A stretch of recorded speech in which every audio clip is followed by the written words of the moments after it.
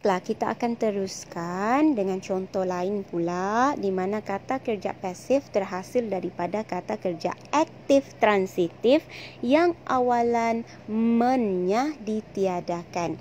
Okey, kita tengok ini. Baik. Kalau kata ganti nama diri pertama atau kedua, menendang itu akan ditukarkan kepada tendang. Manakala melakukan akan ditukar kepada lakukan. Okey, dan juga mencemari akan ditukar kepada cemari. Itu bagi kata ganti nama diri pertama dan kedua sekiranya menjadi subjek dalam ayat. Tetapi kalau kita tukar ayat pasif apabila subjeknya kata ganti nama diri ketiga, menendang akan menjadi ditendang, melakukan akan jadi dilakukan, mencemari akan jadi dicemari. Dia berbeza ya. Dan kita tengok sini. Okey, tengok perbezaannya. Saya membaca buku. Okey, saya subjek, predikatnya membaca dan objeknya buku. Apabila kita tukar kepada ayat pasif, buku bawa objek di hadapan, saya baca, di mana pada asalnya membaca, kita buang imbuhan awalan, jadikan dia kata dasar baca. Itu sekiranya kita menukarkan ayat aktif di mana subjeknya ialah kata ganti nama diri pertama, iaitu saya. Okey, seterusnya nombor 2, kamu perlu membaca buku.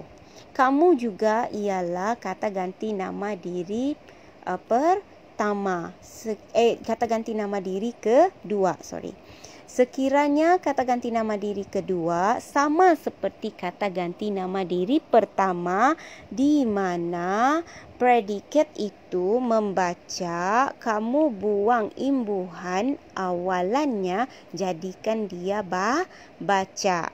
Jadi bila kamu tukar pergi ayat pasif, buku perlu kamu baca. Dan satu lagi, sekiranya ada kata bantu di situ, iaitu perlu, pastikan perlu itu bila ditukar kepada ayat pasif, dia ditulis sebelum subjek.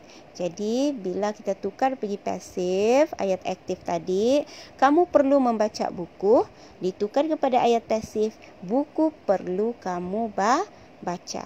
Sebaliknya, sekiranya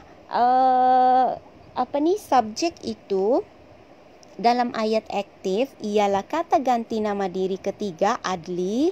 Okey, kamu tengok Adli membaca buku. Baik, ini pula berbeza.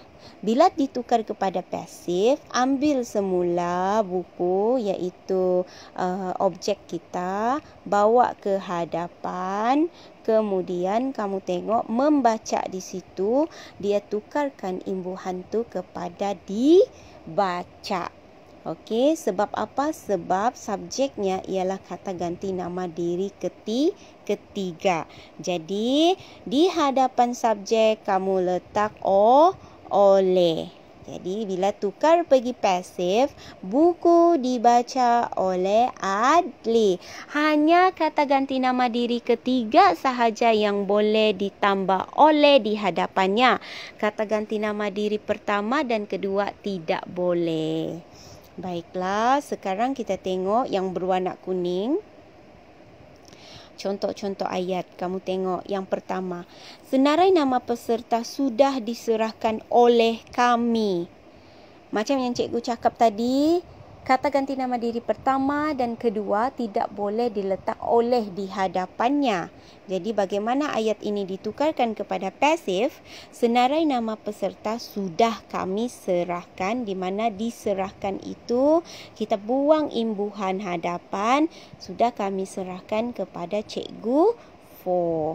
Sebaliknya nombor 2, tengok contoh situ. Nasi biryani di restoran itu amat ibu dan ayah saya gemari. Untuk makluman kamu, ibu dan ayah saya ialah subjek kata ganti nama diri ketiga. Bila kata ganti nama diri ketiga, kamu kena letak oleh di hadapannya. Jadi ayat yang betul, nasi biryani di restoran itu amat digemari oleh ibu dan ayah saya. Bila kita tukar pergi ayat aktif kembali, okey.